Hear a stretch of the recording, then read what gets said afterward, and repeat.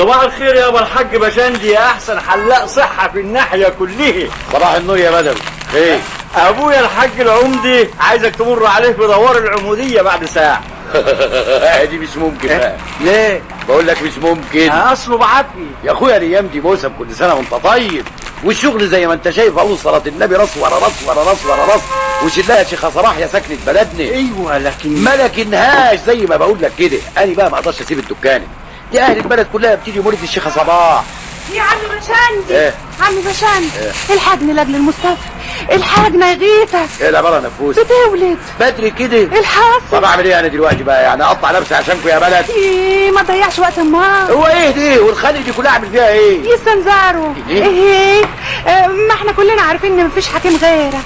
سيب اللي في ايدك والنبي يمن معايا ما. اول ايه لابويا العمدي. ايه واني عاجبك كده اقعد بنص شنب محلوق والنص التاني على ما هو عليه؟ معلش بقى، كلها ربع ساعه وارجع. يعني ولادة الجاموسه بتاخد حاجه.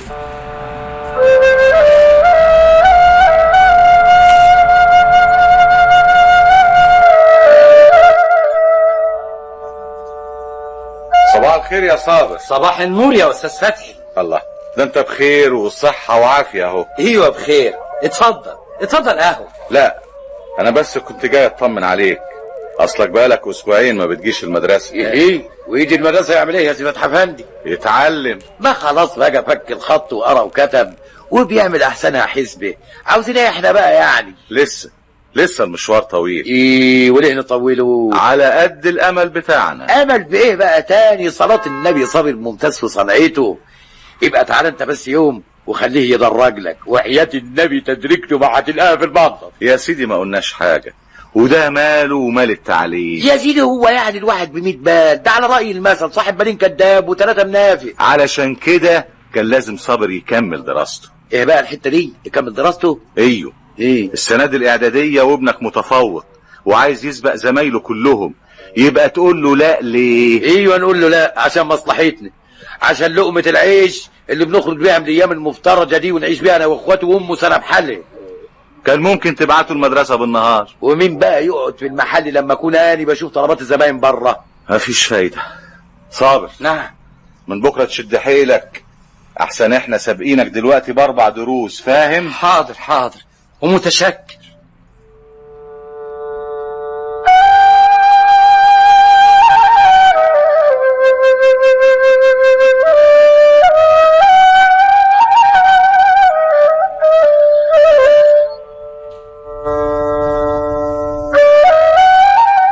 مالك يا صاحبي؟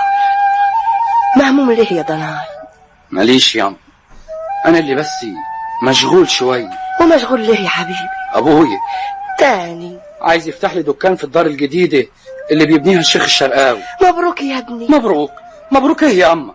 دي معناه اني لازم اخرج من المدرسه. وماله يا حبيبي؟ ايه وماله ازاي ياما؟ المدرسه هي اللي هتوصلني للجامعه وارجع دكتور. ايوه دكتور صابر بشندي. سامع ياما قد ايه الاسم حلو؟ يا سلام قد ايه الحلم حلو لو الواحد يحققه، وارجع دكتور وافتح عياده واشفي الناس هنا في بلدنا وفي كل بلد مجانا. دكتور؟ ايوه ياما، دكتور بحق وحقيقي. دكتور يعرف يعمل كل حاجه ويعالج الناس ويخلي باله منهم. يا سلام. دليني بقى ياما اعمل ايه؟ انا مش عايز اخرج عن طاعه ابوي، لكن كمان لازم اكمل تعليم ان شاء الله. يبقى ما فيش غير انك تروح المدرسة من وراها يا ابني. ايه؟ واني حدي لك كل طلباتك كلها لحد ما ترجع بالسلامة من مصر دكتور.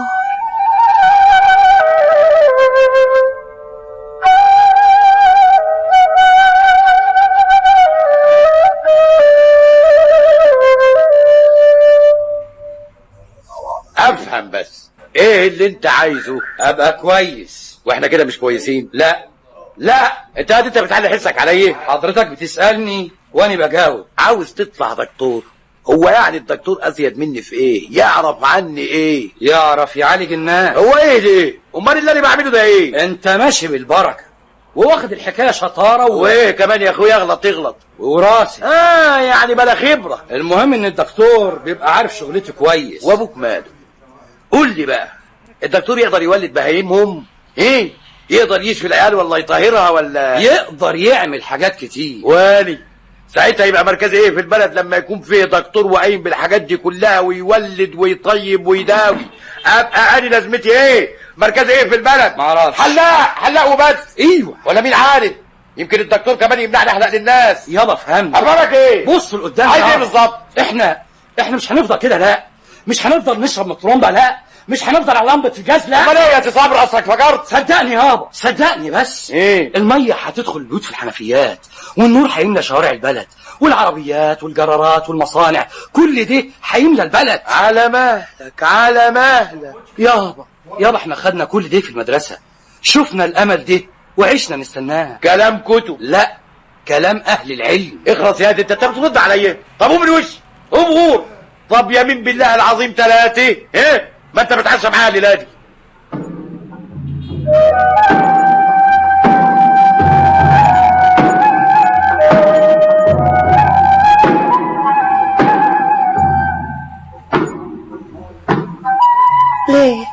ليه اللي بتعمله ده يا صابر يا ابني؟ ليه؟ عملت ايه؟ انا مش قلت لك اني في صفك واني في صف تعليمك، واتفقنا انا وانت في السر كده انك تكمل وتدخل المدرسه ثانويه. حصل.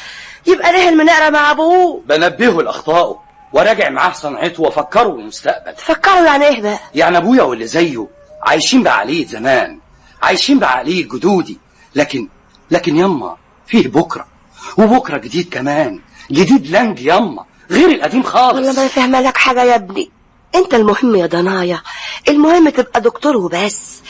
انا راضيه بكل حاجه منك، بس تحقق الحلم ده وساعتها الدنيا مش هتكون سيعانه ابدا. يا سلام يما، والله ما في حاجه بتشجعني في طريقي قد الفرحه اللي بتملى عينيكي وتطل منها لما تيجي سيره بكره واني هبقى دكتور. يا رب.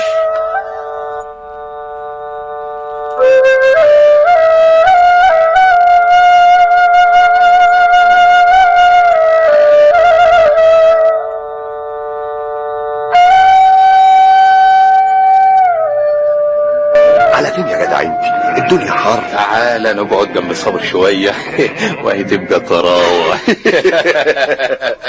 الا يا صابر، صحيح ساعة ما بتيجي تاكل على الطبلية بيربطوا لك فوطة؟ لا، ولما يخلص اكل ما يغسلش ايديه زينا. ايه؟ امال ايه؟ يبدروا له. طب سلطح بقى يا ولد، سلطح. حلوة يا ولا حلوة. طب وراس ابويا اخدك مشط برجلي واضربك بقص. اسمعوا يا جماعة، ما تيجوا ناخدوا عالجلخ شوية. اصله تلم حبتين. ليه؟ وبعدها لكم بقى. على فين يا صابر؟ الصالون من هنا. انا رايح المدرسه. ايه؟ ما قلنا انت رايح الصالون؟ هو اللي زيك ماله مال المدرسة؟ يعني ايه؟ يعني افهم بقى وبلاش بقى وحد. ابن الخولي يطلع خولي ويفضل ظهره محني تحت الشمس والخرزانة في ايده والمنديل المحلاوي مغطي راسه من الشمس. اوعى كده انت وهو. الله، انت زعلت؟ اهدي. زعلت يا صابر؟ انت طول عمرك ما زعلت مننا. الله، احنا بنضحك يا اخي. ايوه، لكن الضحك زاد المره دي عن حده. وماله يا اخي؟ هو احنا هناخد من الدنيا حاجة؟ ايوه هناخد منها. إيه؟ وبالعربي احنا جايين علشان ناخد منها ونديها. نعم. يعني ايه بقى؟ يعني الواحد مننا لازم ياخد منها تجارب الناس اللي جت قبلنا، ويعمل حسابه على انه يسيب فيها دليل على انه كان هنا. اسمع يا جدع انت كلامك اكبر مننا. اوعى كده، خلينا نروح حدتوته نقطف وناكل ونوسخ الجلاليب. ايه؟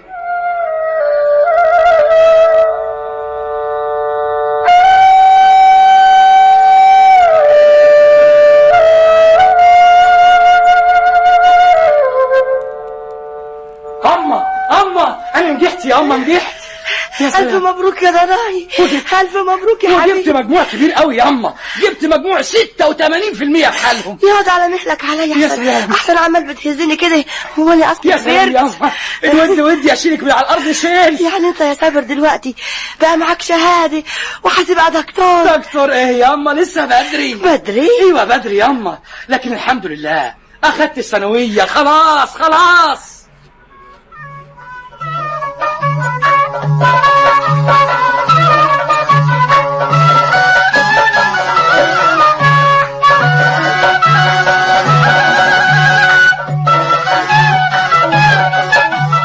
وهتقدم في وزارة الصحة؟ ايوه امال، وهعمل المستحيل عشان يتعين مستوظف هناك واشتري له عجله.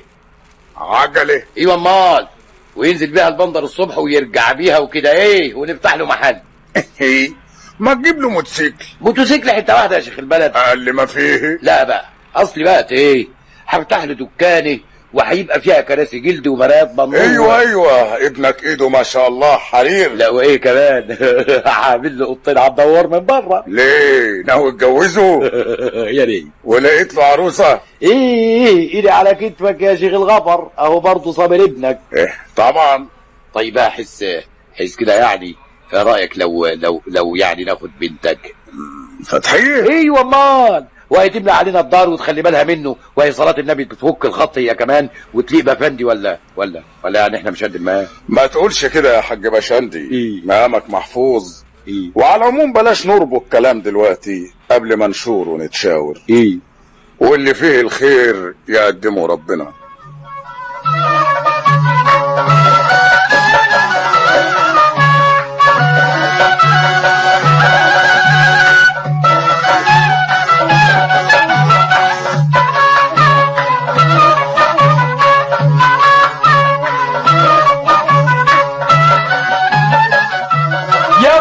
يا باشندي، يا سعدك يا باشندي، والله صبرت ونلت يا باشندي. خير يا باشندي؟ اسكتي ولا كلمة. تاني النهارده الدنيا كلها مش سيعاني، عاوز اغني وعاوز ارقص وعاوز افرح. باشندي ايه يا جليلة، اصلك معذورة، اصلك مش عارفة حاجة. لكن اسمعي بقى، اصلبي طولك كده واوعي يحصل لك حاجة. هو يعني الخبر شديد شوية، لكن لا. لكن ايه بس؟ اصلي خايف عليكي من الفرحة، خايف عليكي لا تطبي سكتي. ما تقول يا اخي دي. ايوه حاول اهو. باشندي جوزك عارفه يحتكم على ايه دلوقتي؟ يعني يحتكم على ايه؟ الدكان والدوار والخزين اللي جوه بس كده؟ لا حاجه اكبر من كده. 7 فدادين. 7 ايه؟ مش بقول لك هتسرقيه. وجولك منين دول؟ من السما، من عند ربنا. 7 فدادين في الحوض البحري يتزرعوا كلهم من خيرات الله. باشندي ايه؟ اياكش يكون جرى لعقلك حاجه؟ يا جدع عيب. صابر. ماله صابر؟ هيتجوز. يتجوز؟ ايوه امال. مش معقول يا باشندي، ده لسه صغير. كلام ايه ده بقى؟ لسه صغير ده ايه؟ ده بقى راجل ومعه شهاده وهيستوظف في البندر وهيتجوز. عارفه بالك مين؟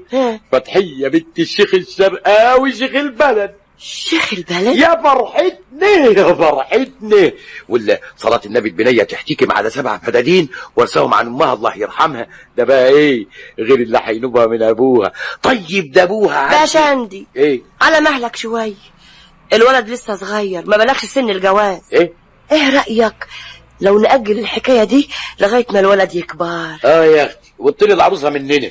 مين قال كده؟ نربط كلام. طيب زي بعض مفيش مانع، وعلى رأيك عقبال ما يستوصف.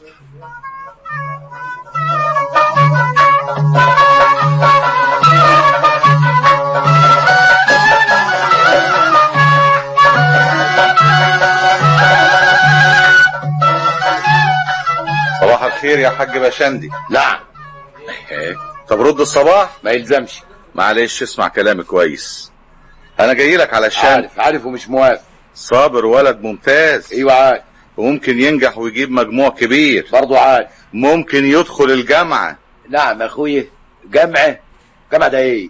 يروح مصر وينزل في الجامعة ويعيش فيها بعيد عنا 4-5 سنين؟ هو ده غرضك يعني؟ وليه لا؟ ده يوم المنى. ده يوم النحس، يوم ما طلعتلوش الشمس.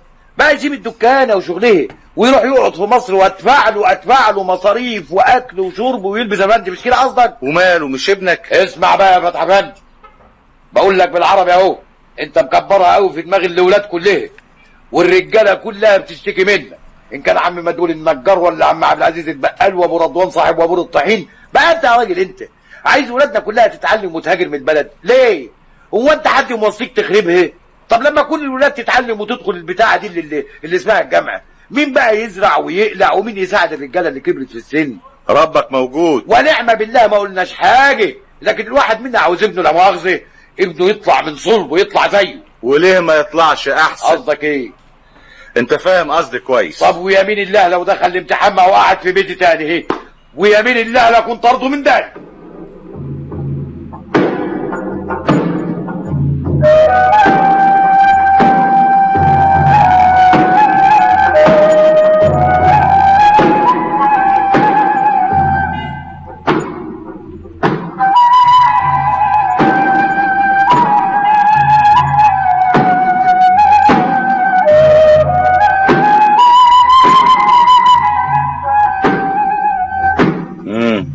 مالك؟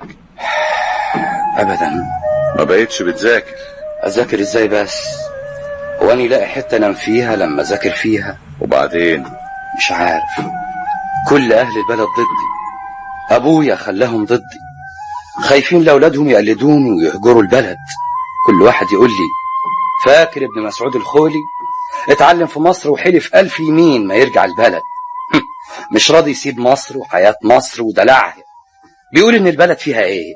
زراعة وقلاعة